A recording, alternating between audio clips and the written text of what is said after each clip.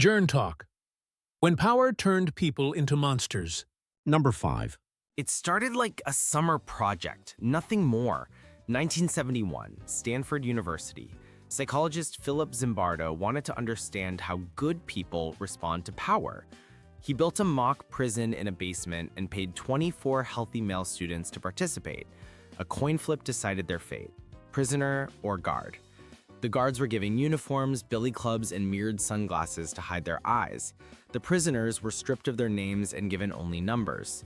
The experiment was supposed to last 2 weeks. It didn't even last 6 days. The guards became sadistic, inventing cruel, humiliating punishments. The prisoners broke down. Some became passive and depressed. Others rebelled violently. These were ordinary good people just a few days before. The power of the situation, the uniform, the role, it seemed to erase everything they were. The study was shut down, but its chilling question remains. How thin is the line between who you are and who you could become when given a little power? Number 4. Unit 731, the Factory of Death. It was called the Epidemic Prevention and Water Purification Department. But behind the name, behind the barbed wire, it was something else. A laboratory built to study death. Manchuria, 1938.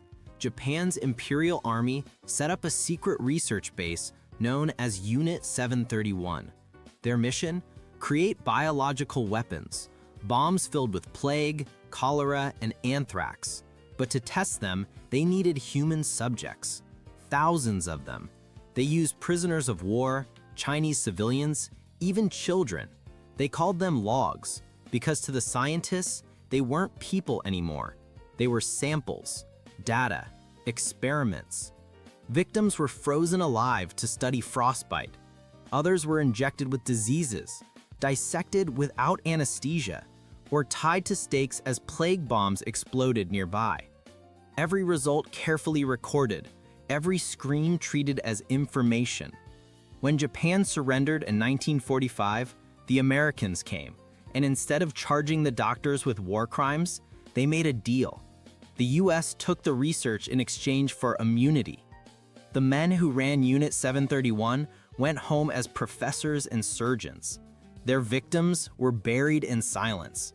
No trials, no justice, just data, and a lesson the world pretended to forget. Because the scariest part of Unit 731 isn't what they did, it's how easily science became cruelty when no one was there to say stop. And as always, trust me, bro. Number 3. The Rwandan genocide, when neighbors turned into killers. It happened in 1994, in a country smaller than the state of Maryland. Rwanda, green hills, quiet villages, and two groups who lived side by side for generations, the Hutu and the Tutsi. Then, in just 100 days, nearly 1 million people were killed. Not by soldiers, by neighbors. It began with a single spark, a plane crash. The Rwandan president, a Hutu, was shot down. Radio stations called for revenge, naming the Tutsi minority as the enemy. They said, "Cut down the tall trees." And people listened. Armed with machetes and clubs, mobs moved from house to house. Churches became traps. Roads became hunting grounds. Families hid in ceilings, wells, rivers, anywhere they could disappear. While the world watched, governments debated the word genocide, as if changing the name could change the truth. In the chaos, small acts of humanity flickered. A Hutu man hiding his Tutsi neighbors. A nun refusing to open her gates. A radio worker risking her life to broadcast mercy instead of hate. When the killing finally stopped, Rwanda was silent. Millions gone, millions scarred.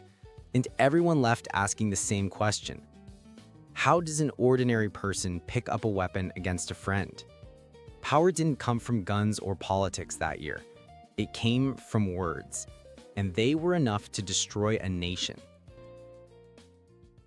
Number 2. The Milgram obedience experiment, the shocking truth about obedience. It began in a quiet room at Yale University, 1961. Psychologist Stanley Milgram wanted to understand one question: why do people obey authority, even when it feels wrong? So he placed an ad for volunteers. They thought they were joining a study on memory and learning. Instead, they were about to learn how easily conscience can disappear. Each volunteer was told to play the role of a teacher.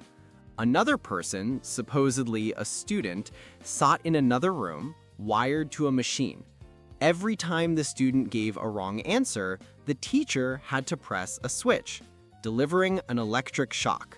With each mistake, the voltage increased: 15 volts, 45, 120, 300. By 450 volts, the switches were marked with a single word: danger. The screams from the other room were recorded, but the volunteers didn't know that. They believed they were hurting a real person.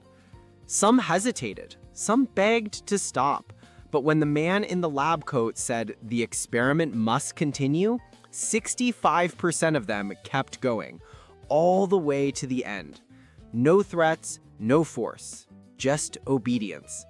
Afterward, many said they felt sick, ashamed. Some cried. Milgram's conclusion was simple and terrifying. Most people aren't born cruel. They're just taught to obey. And sometimes that's all it takes to make good people do evil. Number 1. The Jonestown Massacre, when faith became a death sentence. It began with a dream. A man named Jim Jones wanted to build a world without racism, poverty, or pain. In the 1950s, he called it the People's Temple, a church that promised equality and belonging. Thousands joined. He preached love but demanded loyalty. And little by little, love became control. By the late 1970s, accusations of abuse and brainwashing surrounded Jones. So he fled with nearly 1,000 followers to the middle of the South American jungle, a settlement he called Jonestown. He said it was paradise. It looked more like a prison. Armed guards watched the gates. Letters were censored. Sleep was rationed. Every night, Jones spoke over loudspeakers about loyalty and enemies, mostly America itself. He promised his followers peace if they stayed obedient. When U.S. Congressman Leo Ryan arrived to investigate, a few members begged to leave.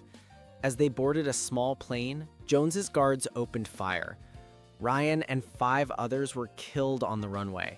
And that's when Jones told his followers the end had come. He gathered them at the pavilion, men, women, and children, and ordered them to drink a mixture of cyanide and fruit punch. Some obeyed. Some were forced. Some tried to run. Within minutes, over 900 people were dead, the largest loss of American civilian life until 9/11. Jones called it revolutionary suicide. But it wasn't revolution. It was obedience, taken to its final breath. Because when one voice becomes the only truth, belief turns to blindness, and faith becomes a weapon.